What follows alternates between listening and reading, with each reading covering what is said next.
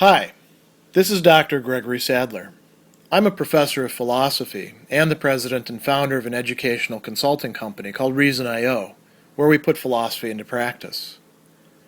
I've studied and taught philosophy for over 20 years, and I find that many people run into difficulties reading classic philosophical texts. Sometimes it's the way things are said or how the text is structured. But the concepts themselves are not always that complicated, and that's where I come in. To help students and lifelong learners, I've been producing longer lecture videos and posting them to YouTube. Many viewers say they find them useful. What you're currently watching is part of a new series of shorter videos, each of them focused on one core concept from an important philosophical text. I hope you find it useful as well. In his short work on having many friends, Plutarch is considering whether it is indeed possible for one person, even if things are going well for them, to have a lot of friends in any genuine sense. And his answer is going to be no.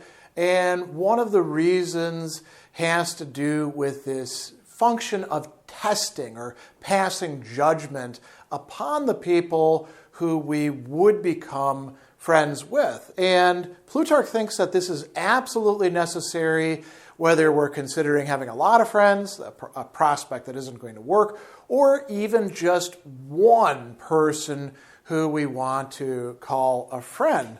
And there's a long discussion going back and forth, weaving in and out about this early on in the work. And I will add, too, that in giving the advice that he imparts there, he's actually echoing some of the earlier literature on friendship, which he'd be well familiar with. For example, Cicero's On Friendship, where he advises similar issues. But Plutarch is always going to bring his own take to it. So he starts out by saying, we don't maintain our friend should be the only one, but along with others, let there be some child of our eld and late begotten, as it were, who has consumed with us in the course of time the proverbial bushel of salt. Now, that is something that comes from Aristotle's Nicomachean Ethics. He says that friends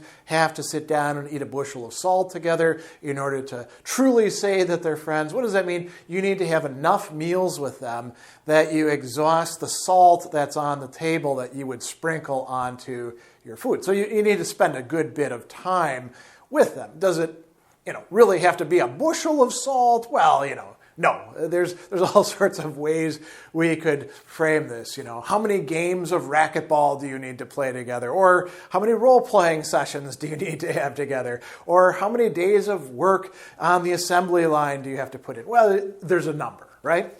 And here's the important part of it. He says, not as is the fashion nowadays. Now, nowadays, we're talking about the very early, what we now typically call the Christian era or common era, but it's still a problem with us today. So not as the fashion nowadays, by which many get the name of friend, right? Many get called friends.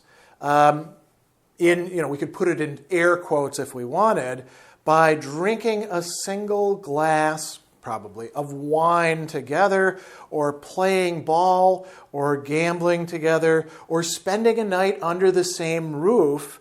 And so, as he's going to say, they pick up a friendship from an inn, or from a gymnasium, or from a marketplace. And, we should pause on this and think about this. Are there lots of people who we would be tempted to call our friends, but we really haven't spent that much time with them? We haven't done a wide range of activities. Maybe we know them from the gym, or maybe we ran into them while we were traveling on a trip, or we have engaged in some leisure activities together, like drinking or gambling or playing ball or any other sort of thing. Maybe we went to class with them. Maybe they're a schoolmate, but we're really not that close to them. We shouldn't call them friends if we really want to be clear about the term. Or if we want to use that term, maybe we need to have like lowercase f friend and capital F friend. So he's saying this is a real problem, and I think this is a perennial one. What's the remedy? Well, we need to engage in judgment, krisis. That's the verb for it. We might look at it and say, crisis, oh, that's a big problem.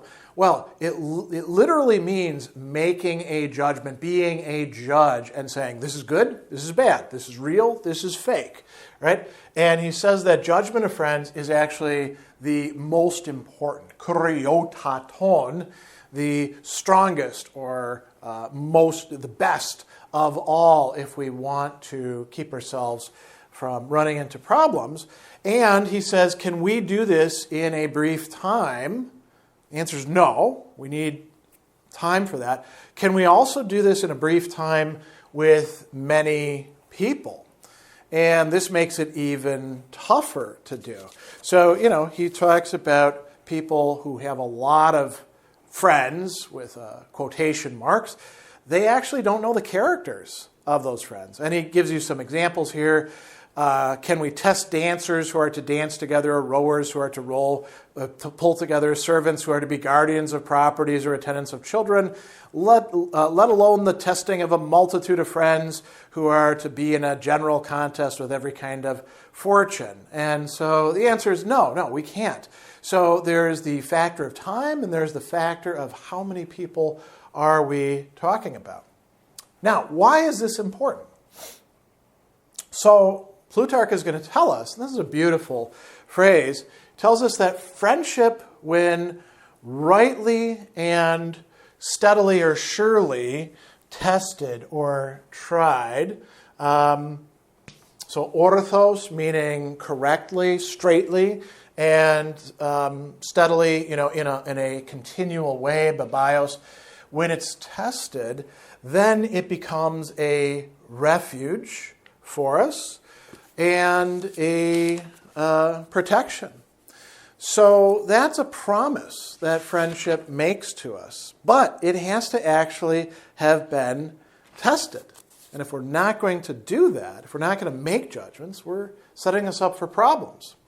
So he tells us that when some people pour friendship onto us without it being tested, so para reuenton, right? When they pour friendship, they to use a word today, they love bomb us, right? We think, oh, this person's so wonderful. But they haven't actually been put to the test. An means not. Exatastos, they haven't been checked out, you could say. Then what are they like? When you actually do test them, you discover elenchomenon. This is, by the way, the word for refuting somebody in argument. You test them and you find out that their argument's weak. So they are discovered to be like bad coins. You could say counterfeit coins. The Greek term here is adokimon, nomismaton. Nomisma is coin, and adokimon, things that don't hold up, right? So this is the problem. We trust people because they make a great initial impression, they give us some pleasure, and we're like, yeah, we're friends now. Well, what happens when they get put into a real trial? They let us down. And this is going to lead to a really interesting metaphor about the problems that arise when we have what he calls an unsatisfactory friendship. And there's a long Greek term, dous aristumenein, right? Dous means bad in general. Dysfunction comes from that term.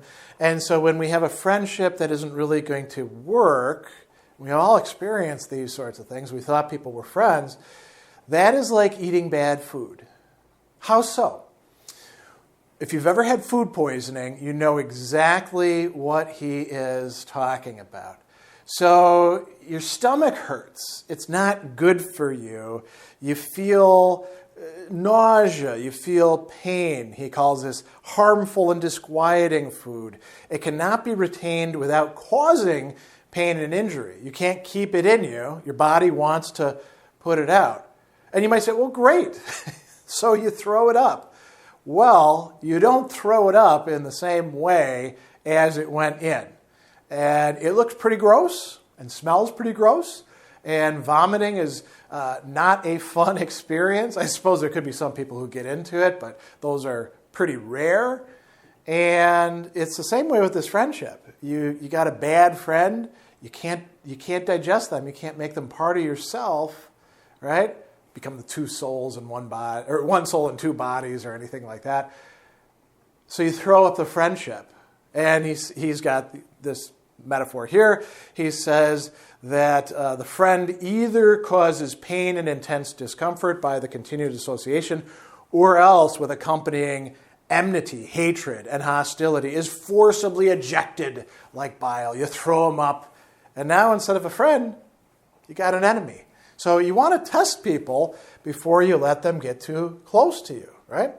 So then the question, well, who should we actually befriend? And he says, those who we approve as worthy. And he's going to use this word axios in the plural, twice, having some value. We can only figure this out if we've been assessing them. And then he also says, and useful, ophelion, ophelimois in this case. But we need to actually assess whether they are of that sort. So who shouldn't we accept into the circle of friendship? Not to say that we can't associate with these people at all, but we shouldn't view them as friends.